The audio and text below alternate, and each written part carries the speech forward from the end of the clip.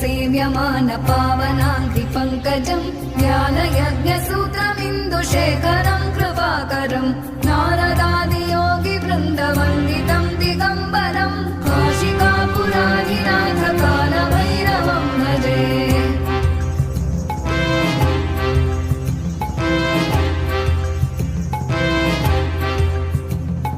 भानुकोटिभास्वरम् भवाभितारकम् परम् नीलकण्ठमीप्सितार्थदायकम् त्रिलोचनम् कालकालमम्बुजाक्षमक्षशूलमक्षरम् काशिकापुरादिनाथ कालभैरवम् भजे।